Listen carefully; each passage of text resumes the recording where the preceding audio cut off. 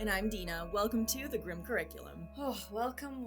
Are we ready? We're ready for more Charlie. I must say, I am feeling sort of tired and cold and run down today, so if I don't seem overly enthusiastic, it's not just the content matter. Those of you who are watching on Patreon, you can see we've got more of a chill vibe today. It's a cozy day. It's a comfy day. Yeah. But you know what? I think the fun of Charles Manson here is going to put you in a real dapper mood, and you're going to leave today with a spring in your step. I'm sure I'm just going to want to crawl into bed and go to sleep.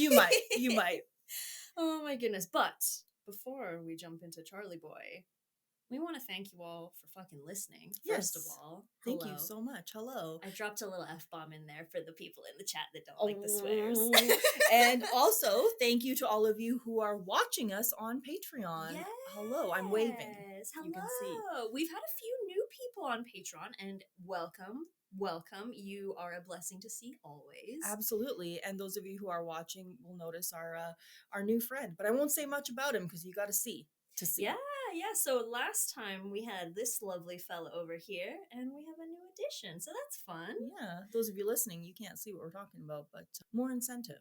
More incentive indeed. All right. So we've gone on quite a wild ride so far throughout this series, haven't we?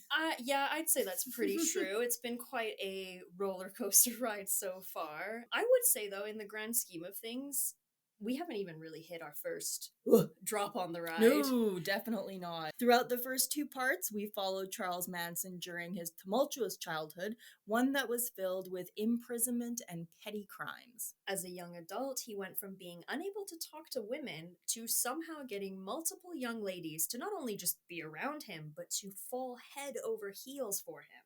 And if you haven't checked out the video of him that we posted on all of our social media pages, you should, because, whoa. Can I just say, it's so funny to me that last episode, I was like, how did these women fall for him? You know, I just can't quite wrap my head around it. We've talked about how he was charming and how he rizzed them up and stuff.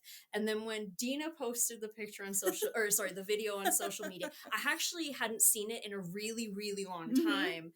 And I was kind of like, oh, cool, he's going to give us an answer. No, well, then he leaps upon the table and just bursts into song. And I was like, oh, okay, we're not getting an answer from Charles Manson. No, we're not. And you can cut this out if you want to or leave it for Paige. I don't care. But throughout my reading, I have found out one of the things that made women love him so much. Oh, no. Oh, do I even want to know? No, but you know what? If I have to know, so do you. Fair enough. Okay. Apparently, oh no, he had quite the skilled tongue. That's so much even worse than where I thought you were going. And he really loved to use it on women. All right, yeah, we'll move on from that because I don't want to dwell on that too long. No, and before, just because I'm the worst person, I'm just going to remind you they weren't showering. Yeah, let's move on. Yeah, so we last left off with Charles Manson meeting Lynette Fromm, aka Squeaky. And the interesting thing about Miss Lynette is that even in Manson, in his own words, he admits that she was not like other girls that he had met.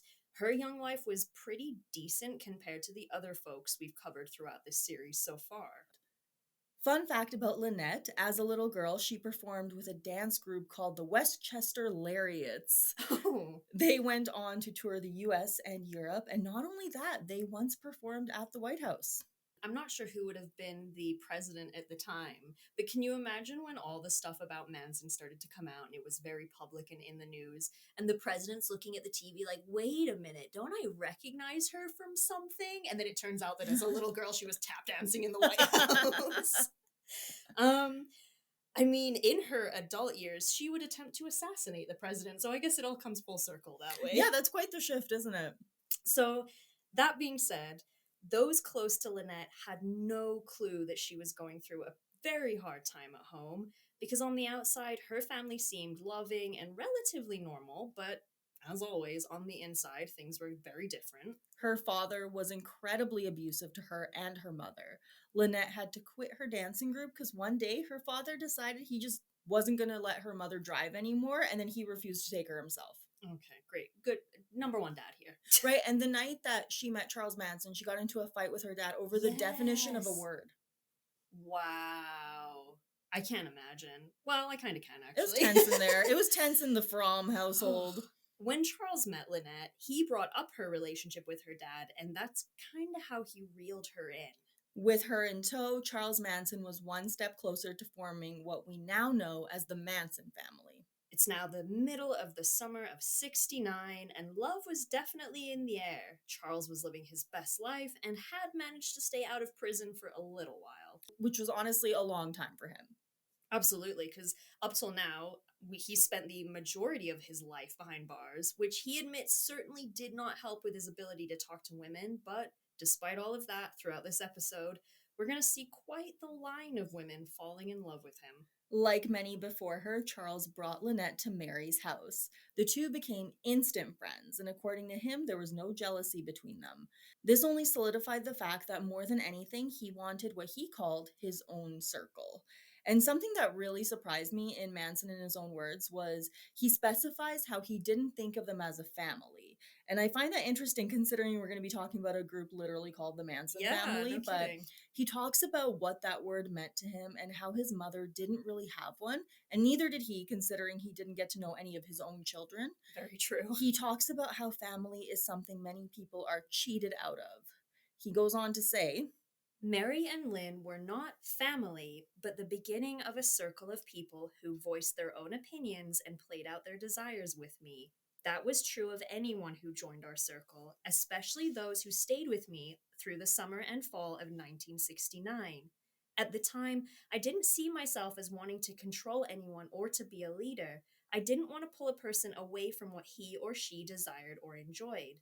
I didn't want to save souls, nor did I want to corrupt anyone. I simply felt that if I ran across someone at a crossroads in life, I could lend a helping hand. Charles loved the idea of people living however they wanted, no rules, just love. some of you may be wondering how he was able to get around so much considering he was still on parole, so we do want to take a second and explain that. He was reporting to his parole officer on a regular basis. He listed Mary's place as his permanent address and was officially employed as a musician. This meant that it was almost expected of him to travel to different places for work. He would also often say that he was going to different cities to follow a job lead, or that he was trying to find his mom, Kathleen, who had once again vanished from his life. Mary was no longer working at the university at this point and was spending all of her time with Charles and friends. Charles had only been out of prison for about 5 months, but he was already living the kind of life he had dreamed of. He was playing music and was constantly surrounded by people who respected and loved him. He admits to breaking the law by doing a ton of drugs, but says that it was so common at the time that it didn't feel illegal, which obviously. I mean, summer of '69, what are you going to say? Yeah, exactly. He also talks about what he calls nailing a few underage broads who were already giving their bodies to whoever he fancied. What did I just say about underage girls? Yep. If that isn't gross enough, in literally the next sentence, he calls himself a good Samaritan for helping kids on the streets. Charles was still hanging around the Haight-Ashbury area. However, it was clear to him that it was very quickly turning into a dangerous place, one that he didn't want his girls to be around. Crime was rampant and people were being robbed and even killed. This led the group to travel to Santa Barbara. They had heard about it from people they had met while traveling, and it seemed like the best place for them to be. Charles, Lynette, and Mary made their way and began staying with the guy who Charles had served time with. When they arrived, they saw he already had a visitor, a woman who he would describe as someone who wasn't, and I quote, a prize winner for beauty. Enter Patricia Krenwinkel. Why does he always bash their looks? Right, like these women devoted their entire lives to him and they worshipped him, but he's all like constantly throughout the book writing about how they weren't pretty. Like there's a lot wrong here, but that really, really irks me. He gave her the name Big Patty. Yep. That's so fucking rude. Yep. Like, we have to move on because otherwise I'm going to sit here and rant about what a piggy was, and It'd we be already so know easy. this. It'd be so easy. Ugh. Patricia lived with her older sister who had a severe heroin problem. She resented her for that in a lot of ways, and their relationship was often strained. She had only recently dropped out of school where she had spent a semester studying religion. A few days after meeting Charles, the two started having sex, which led to her eventually saying, Charlie, you've given me a new world. Anything you do has to be right. Take me with you wherever you go. It's easy to hear that and think that he was exaggerating. He was not. um, when you watch the interviews with the women, they are literally all utterly obsessed with him. Well, they sound so like dazed and like I don't want to say they're under a spell because we'll get into all of that wizard kind of stuff later, but like they're very much like we love Charlie. You see them and you look at them and you think there's no way you're not under the influence of something. So much something. So much something. Then on, she was part of the circle. She abandoned her car and left with them without even picking up her last paycheck. She just took off with him and the other ladies. They spent the majority of their time traveling and doing acid. Charles loved the attention they got whenever they entered a room together, and they often arrived at a bar where he'd play music and then the girls would join in. He was not only being treated better by strangers when the girls were around, he was actually making more money. It was around this time that they met Bruce Davis. He was in his mid-20s and had spent a few years in college before doing time behind bars. As a free man, he enjoyed exploring Scientology and playing music, and Charles quickly took a liking to him. He didn't always travel with the group, but when he did, the two would engage in conversation while smoking weed, and they got along pretty well. And I won't lie, this kind of surprised me because you would think Charlie Manson would feel threatened by another man being around and potentially like stealing his ladies, but he was all for it. I think despite how much he enjoyed their company, it was really nice for him to just have like another dude around for a little bit. I could see that. By now, the van bus was starting to feel pretty crowded. Not only were there 4 to 5 people living in it at all times, they had everything that they owned with them. And not only that, they often had guests. And speaking of van bus, we may have found some clarity in that whole debate. Okay. So according to him, they purchased a bus around this time. Oh, so it was a van. And then it became a bus. Exactly. So it's likely that the lack of memories from some of those involved about a van might be because they weren't around for that part, or maybe they just didn't remember. Because again, these people are high as hell. I was gonna say, when you be tripping on acid all the time, they probably thought they were in a fucking rocket ship. Oh, absolutely. Actually, later they would call it the Yellow Submarine. So there you go. There you go. Shortly after that, Susan Atkins came into the picture, also known as Sadie Mae Glutz and Sexy Sadie. She would become a huge part of the group. Kind of rude that we have Big Pat or Big Patty, and then there's Sexy Sadie. Can you imagine how she felt? He named her Big Patty, and then all of a sudden, a new girl shows up, and she's Sexy Sadie. I'm sorry, what? Which is not even her real name. Her name's Susan. Yeah. So Susan, who had been raised by alcoholic parents, had already known a lot of loss. She was a member of the Glee Club as a child and enjoyed singing and performing. In 1964, her family was shattered when her mother died after a battle with cancer. Aww. Apparently, she arranged for the local church that she sang with to gather around her window at the hospital and sing her Christmas carols. Oh my god, that's so wholesome. It's a far shot from the person who would grow up to be known for being a merciless murderer.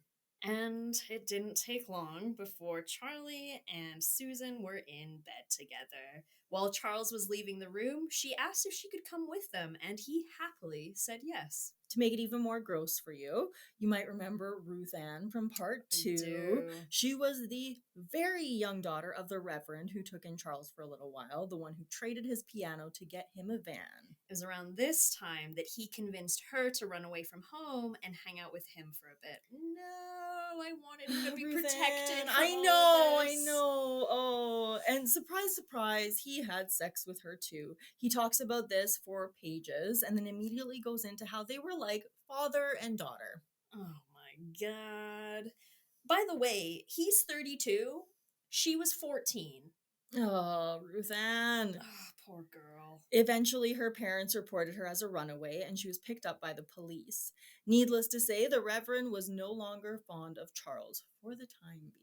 Yeah, because despite all that, Charles still showed up at his house, this time with the rest of the ladies in tow. He instantly began preaching to them. Susan, Lynette, and Mary were all very well versed in the Bible at this point, so they all spoke about it at length, and it seems before long, the tension between them and the Reverend was eased. He told Ruth Ann that they were all going to leave soon and that she couldn't come with them because she was too young. Lynette sat her down and the two chatted. She explained that if she was young, the things her parents told her were the law. So if they said she needed to stay, she needed to stay. She also mentioned that if Ruth Ann got married, none of the previous would apply. So a few weeks after the group left, 14-year-old Ruth Ann married a bus driver. The marriage would eventually end, and she would end up joining Manson and his group. If you think the Reverend forgave Charles, you could not be more wrong. Apparently, after the group left, Ruth Ann couldn't stop crying. She admitted to her father that she was in love with Charles and that the two had been intimate. The Reverend's response was to get a friend of his and visit the farm the group was staying on. He pointed a gun at Charles and threatened to kill him. Somehow, Charles convinced him to go on a walk with him. He talked him into trying some acid, and after conversing, the Reverend was on his way home. This man has a golden way of speaking. If you think that's crazy, just know that Dean Morehouse, the Reverend, would end up spending a lot of time at Spahn Ranch later on, and he would consider himself one of Charles Manson's followers. Absolutely wild. You know what? It reminds me of like any game where you have like skills and you have charisma. Yes. He has it maxed the fuck out. Yeah, anytime there's like that gold option to pick like 100% like success rate, Charles is just like dinging that bell every time. He is winning all of the conversations. I mean, he took this pious man, this reverend, and turned him into an LSD loving Charlie fan. But I mean, that wouldn't be until a little bit later. The group traveled from place to place. They sang, they danced, they dropped acid, and of course, they had a ton of sex. During this time, more people joined the group. All of them were simply infatuated with Charles and what he had to offer. On one occasion, they were all together, and Charles encountered Sadie, who was naked with another man. The two were absolutely filthy. Charles had just finished bathing himself, and he began washing her feet. Sadie would later call this a religious experience. This is another story that we want you all to hear directly from Charles. She has insisted Charlie was dressed in a white robe, and I had so much love for him I thought he was Jesus. Except maybe in jest. No one else ever said that shit. If a white towel, some very dirty feet, and some words from a dope talking, dingling broad can... dingling... Dingling broad can lead a bunch of people into believing a guy is some kind of god. I feel there are a lot of people in this world who are crazier than most would like to believe I am. He's got a point. Honestly, because even he sounds a little shocked. Is like, yeah, we're all having love and sex and acid, but she could convince someone that I was God? Great. And he admits he was always, like, he was high, for all sure. The time. But he wasn't as high as they were, and that was the key. The group was up to 17 at this point, and things were often getting pretty wild, even in Charles's eyes. He decided that maybe it wasn't such a good idea to have so many outsiders around them because it could put the girls at risk. Sir, you are the fucking risk. Right? Like, the call is coming from inside the house. The lack of, as much as he's like this quote-unquote perceptive and charismatic cult leader, I feel like at least at this point in the story, there's not a lot of self-awareness coming from Charles. No, he is not known for that.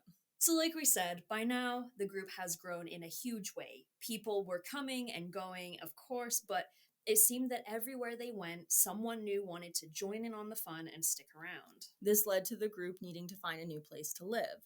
It was also around this time that more people joined them, including Kathy Scher, Leslie Van Houten, Gary Hinman, Bobby Beausoleil, Paul Watkins, Sandra Good, and Kitty Lutzinger.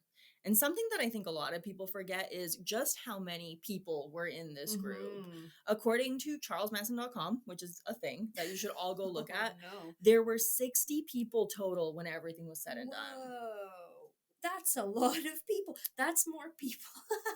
That's more people than live in the town where my in-laws live. So the Manson family could have started their own little... Well, they did. They did. They started their own little yeah. town.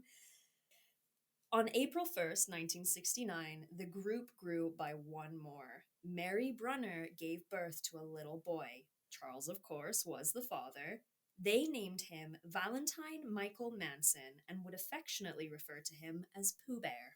If you think this was a sweet scene where Charles visiting his latest baby mama at the hospital to visit sweet little Pooh Bear, then you could not be more wrong. I feel like by now you guys should probably know better than to expect such things from this particular story. Yep, because Mary gave birth on a dirty mattress on the floor.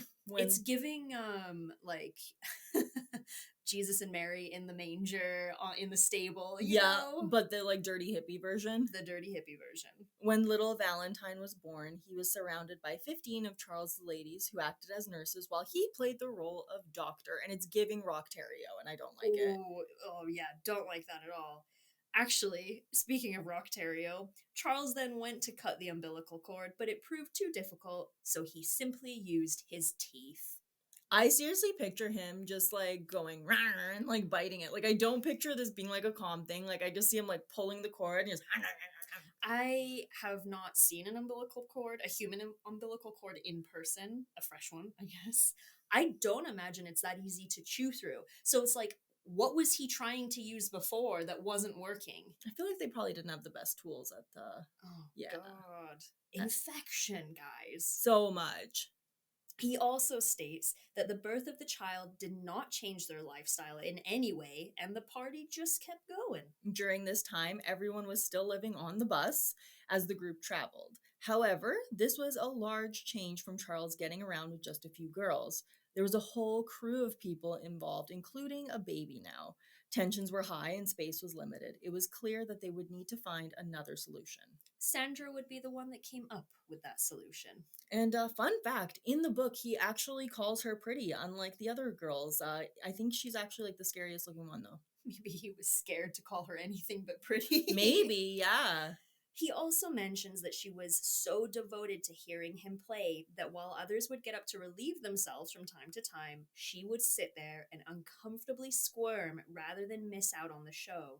He actually had to stop what he was doing and lead her to the bathroom so that she would go. This sounds made up, but honestly, I believe it because between like the sex and the drugs, like I'm sure she wasn't really thinking straight. And I mean, if you're off your tits on LSD and you think the human reincarnation of Jesus on this earth is playing his guitar in front of you right now, you're probably not going to want to miss it, I No, guess. you don't want to miss out. Sandra had a friend who was staying at a place called Spahn Ranch. Located right about Chatsworth, California, Spahn Ranch was used to film Western movies. The majority of it burned down years after all of this, but it was used in the 2019 Quentin Tarantino film Once Upon a Time in Hollywood. The ranch was owned by a man named George Spahn, who was in his 80s. Due to the decline of westerns being filmed, he mostly used the ranch to rent out horses. He employed several men, including Shorty Shea, Juan Flynn, John Schwartz, and Steve Grogan. George was nearly blind and had trouble getting around, but he was of solid mind. Charles brought the bus to the ranch so that Sandra's friend could do some repairs on it. This also gave him a chance to scope out the ranch for himself. Charles didn't ask about the group moving on to the 55-acre piece of land at first. He waited a few days and then he showed back up with Lynette and a few other girls in tow. He approached George about renting out some of the land to the group. Charles explained that he was a musician and that he had a small group of friends living with him on a bus. However, they had run out of room and needed a place to stay. Charles said that they would all earn their keep. The women would cook and clean for him, while the men of the group would help with various jobs around the ranch. He admits that he wasn't honest with George about the amount of people he'd be bringing, but in the book, he justifies this by saying that they'd be pretty far from the house and the guy probably couldn't see well enough to count all of them. The rest of the people living on the ranch quickly saw the increase in random women living on the land. However, they didn't seem to mind. Neither did George. The ladies were told to pay him a lot of attention, and they did, so George had no complaints after that. They actually ended up not needing to pay him any money to stay there. He was so pleased with them that he let them stay there free of charge. Mind you, the ladies were also instructed to sleep with him whenever they wanted, which they did. And I call this a fun fact, but this isn't a fun fact. Lynette got the nickname Squeaky because of the sound she would make every time George pinched her thigh. Oh my god. That is so twisted and awful. I genuinely hate that. I kind of thought that it was something to do with like her squeaky voice or something. Oh, that's so gross. Isn't it? It didn't take long before the large group attracted the attention of the police. They were actually reported about in a few newspapers after a number of drug busts that they were all involved in. The press then began referring to this group as the Manson family. Throughout all of this, Charles had still had his sights set on one main thing, a career as a musician. At one point during the spring of 1969, he met Dennis Wilson of the Beach Boys. Wilson had picked up two of Charles' ladies while they were hitchhiking, and he brought them back to his house. They told him about this really amazing guy they knew named Charles Manson, and they, of course, also mentioned that he was an incredibly talented musician and they just had to meet. But the two wouldn't cross paths just yet. Charles had to make it weird. One night, Dennis was returning home from a late night recording session. He was shocked to find Charles Manson coming out of his house. Dennis was, of course, shocked and worried that he was about to get robbed or worse. Just as he prepared himself for something terrible to happen, Charles got on the ground and started kissing his feet. I would say not the way I would go about getting a record deal personally, but you do you, boo boo. Right? If that isn't shocking enough, he was even more surprised to see 12 random people also just chilling in his house. Most of them were the women. Charles and Dennis spent the night talking and singing songs while the women catered to their every need. Again, I know it's the summer of 69. I know everyone's on drugs. If I came home from work after a long day and Charles Manson, wild hippie man that he was, came strolling out of my front door, and then he was like, yeah, there's a bunch of people. Oh, also, I'm just gonna kiss your feet real quick. Yeah. I'd be like, 911. Yeah, but that it was like that back in the day. Like, they talk about that everyone was just like super open to meeting people and partying and talking and like just having a good time. Not to get too off track here, it always blows my mind when you think of the free love and peace hippies and how they're the boomer generation. I know. And how that whole open love, open-minded way of life did a complete 180 for, I would say, probably 95% of boomers. And it's interesting because I think things like the Manson murders happening had a fair bit to do with that. I would definitely imagine it did. All of this would not bode well for Dennis in the end. They destroyed an uninsured vehicle by accident, and somehow he was talked into paying to treat those of them with gonorrhea. Which it was most of them. Yeah. Cost him a pretty penny. The entire thing led to a short-lived but very bizarre friendship between the two, where Dennis referred to Charles as the Wizard. During this time, Dennis introduced him to a number of influential people, including Neil Young, who apparently really liked him. Unless you're playing Dungeons and Dragons with your buddies, don't refer to people as the Wizard, because I feel like that does something to a man's ego. It must. It absolutely must. A talent scout also loved Manson and his entire group of followers. He even considered making a documentary talking about their lives together. Charles also met Terry Melcher, the son of Doris Day. He was high up at Columbia Records, but it seems that Terry was one of the few who wasn't absolutely smitten by Charles. No, he was actually pretty creeped out by him. He thought he was unkempt and had an intense stare that made him uncomfortable. There is another situation that Charles talks about in Manson in his own words. He's careful not to mention any of the people he associated with right here by name. In fact, we only know the details of these stories because those involved talked about it in later interviews. So it was around this time that a man named Charles Watson joined the group. He had met Charles Manson at Dennis Wilson's house, stay with us, a while back, and the two got along quite well. And due to his accent, he would get the nickname Tex. Oh, Tex Watson. Now that's a name. Oh. If you've heard about the Mansons, you've heard about Tex Watson. Yeah, oh my goodness. So he now just goes by Charles, but he has an absolutely crazy website. I stumbled upon this. I spent way too long on this website. It's called aboundinglove.org if you want to check it out. And the entire thing, and it's a big website, is about how much he now loves God. And he has a full-blown podcast, which he records from jail. He calls the producer from prison and they record it that way. And he's got around 260 episodes of him just preaching. Whoa. And they're like hour to 2 hour long episodes. So just like the phone call through the glass, Yep. Him with the telephone on one side, his producer with the telephone on the other holding the recorder up to it. That's basically what they do. And he Whoa. has this like blog. He writes a new blog post every week. And it's the same thing. He writes it pen and paper and then he mails it out to whoever's in charge of that site. And yeah, he has a lot to say. I would imagine he doesn't make any money from this then. It must be saved in a trust somewhere. Yes, Because absolutely.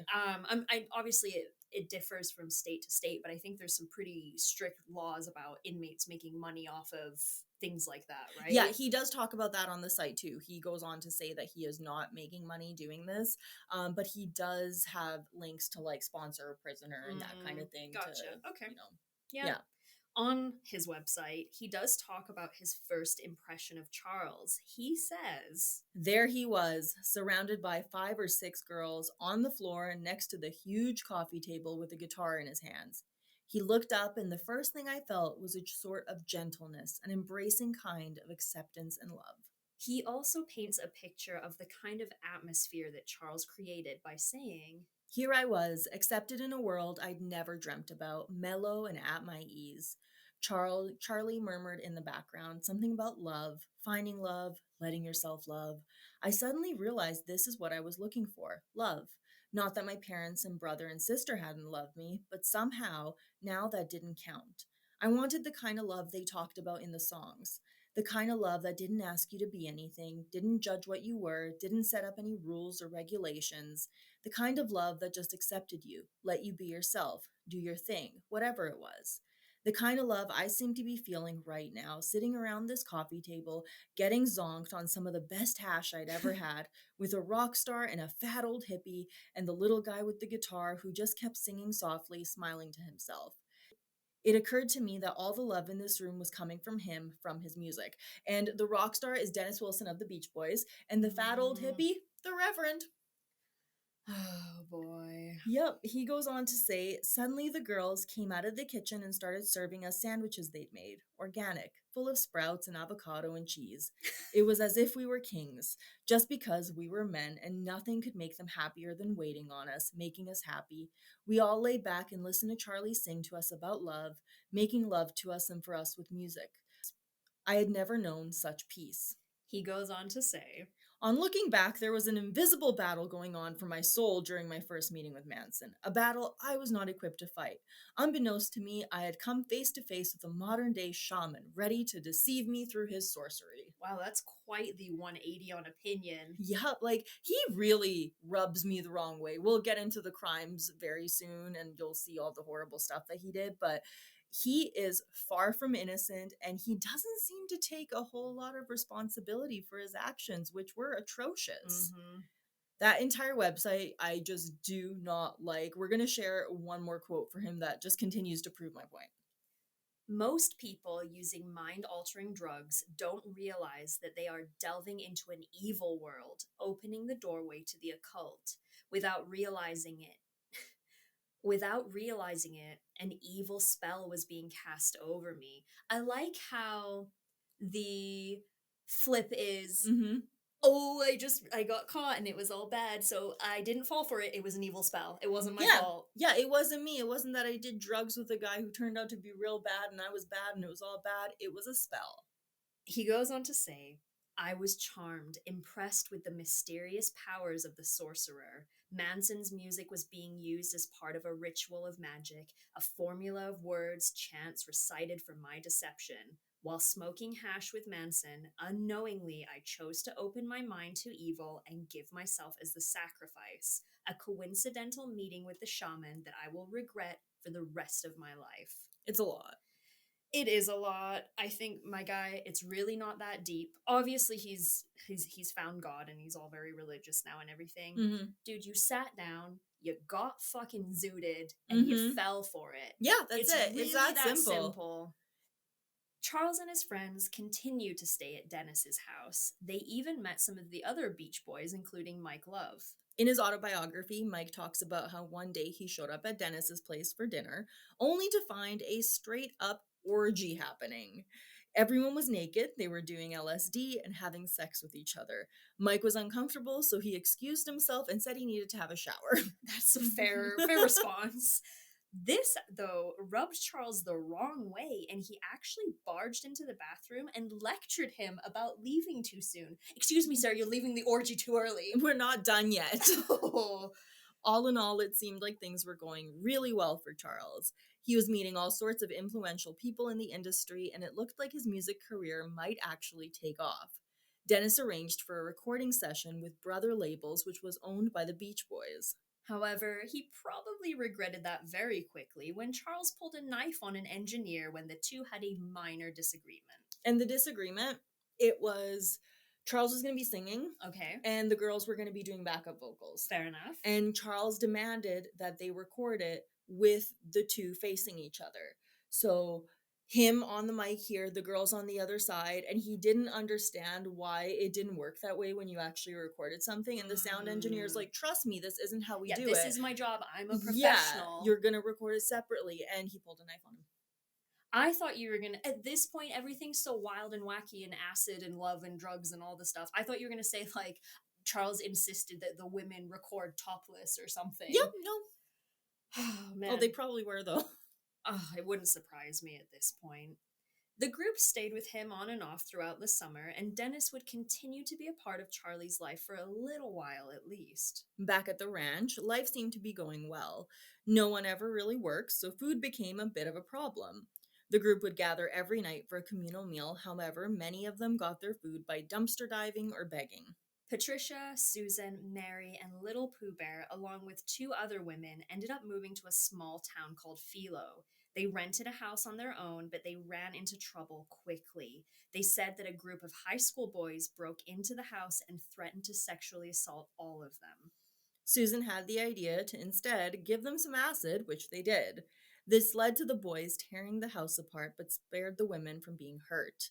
This, of course, got the attention of the local police, who were shocked to see that a baby was a part of all of this. Valentine Manson, or Pooh Bear, was removed from the home and sent to live in foster care. One day, a small group of followers were hitchhiking when they met a woman named Juanita, who they convinced to come visit the ranch. She loved it and ended up staying there for a while. And not only that, she contributed $10,000 to their cause, which allowed them to fix up the bus and help out with living costs. The group didn't always stay at Spahn Ranch. They moved around as they traveled and found themselves on various properties owned by friends and family of the followers. In December of '69, Charles was introduced to the Beatles' White Album. Like many others out there, he was instantly hooked. After the murders, Charles would go on to say that this album inspired the killings due to the fact that it predicted an upcoming race war with apocalyptic proportions. This included references from songs like Blackbird, Piggies, and of course, Helter Skelter, the latter being about the 4 horsemen foretold by the Bible. This never made sense to me, and I am a fan of the Beatles. I like their music. A Helter Skelter is a fairground ride. It's literally like a giant tower. Okay. And there's stairs up one side and a slide down the other. Oh. And you walk all the way up. A man gives you a little like mat to sit on and you slide down. That's what a Helter Skelter is. That makes the lyrics actually make sense. Right? It makes so much more sense. So I don't know how fucking Charlie was like, yeah, apocalyptic race war. Also, Beyonce just released a cover of Blackbird, and Paul McCartney likes it. Yes, I saw that today on Instagram. He was singing her praises, literally. So the Beatles, of course, absolutely hated this. I can imagine why. Yeah, right? I would not want that.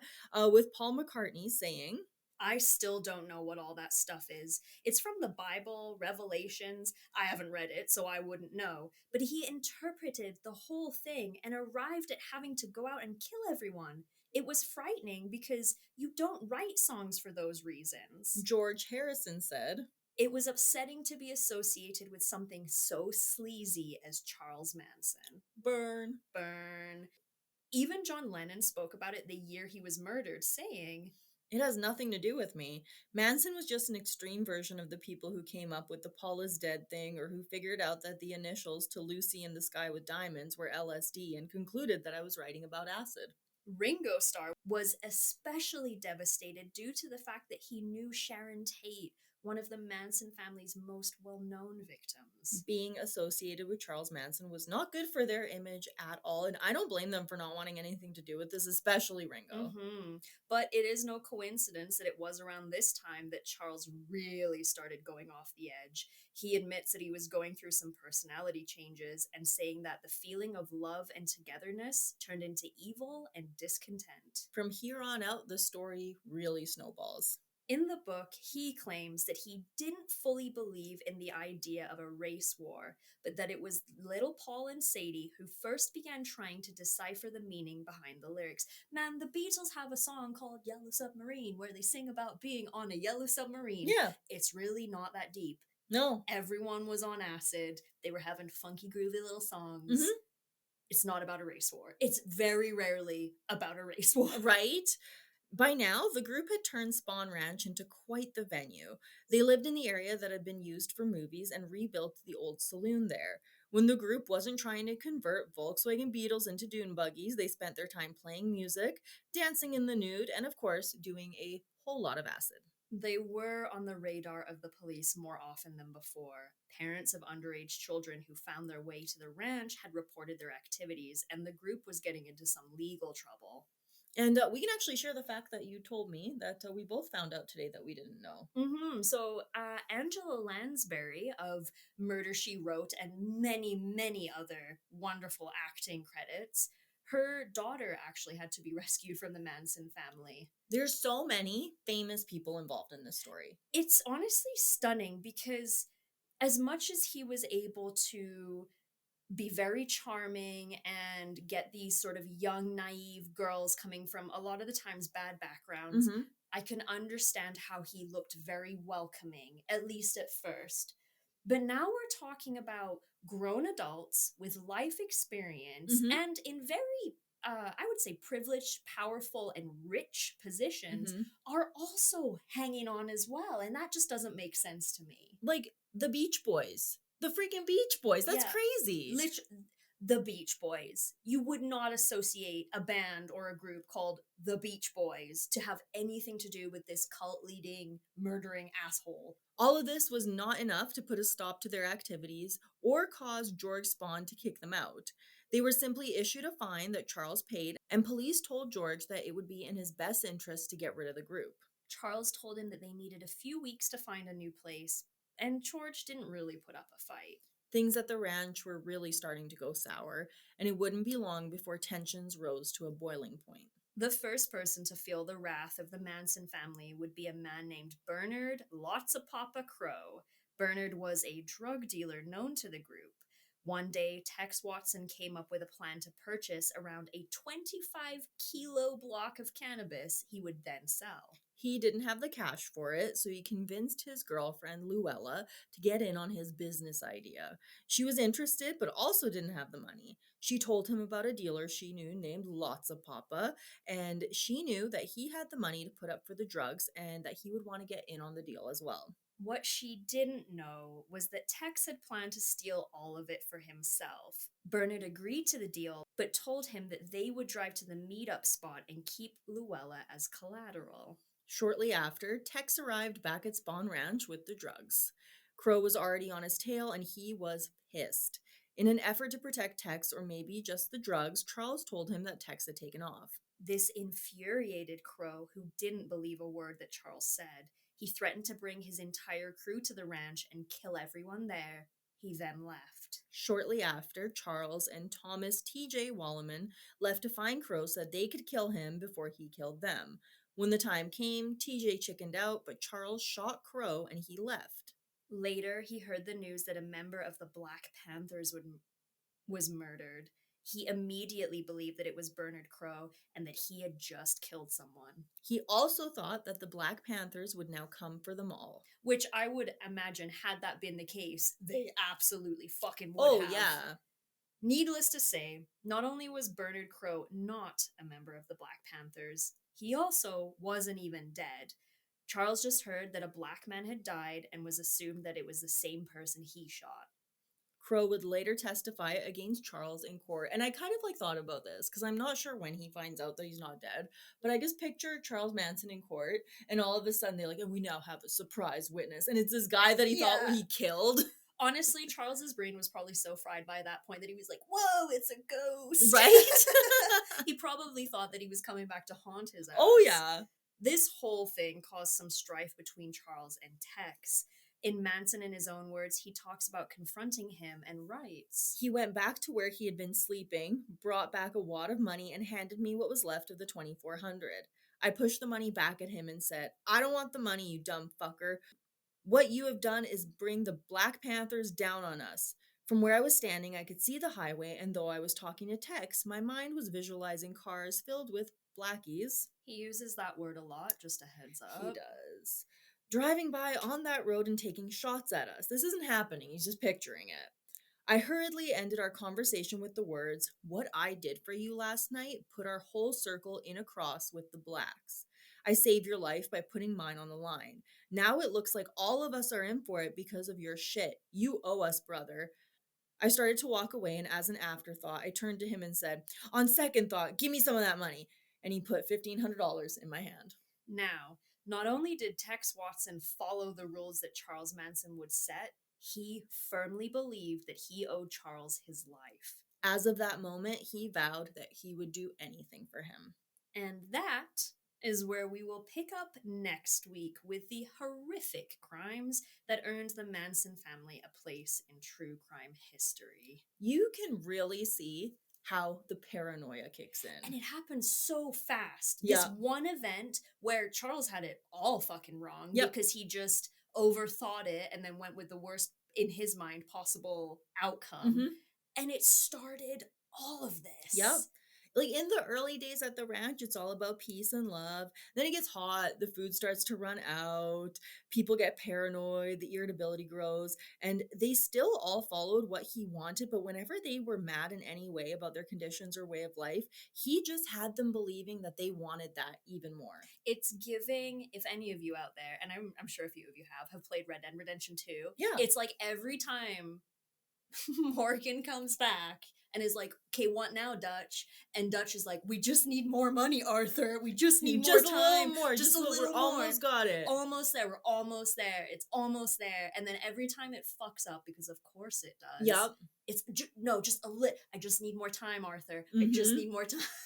That is what it is, though, because every time they complained, he was like, look, like, we just need more drugs. We need, like, you need more love.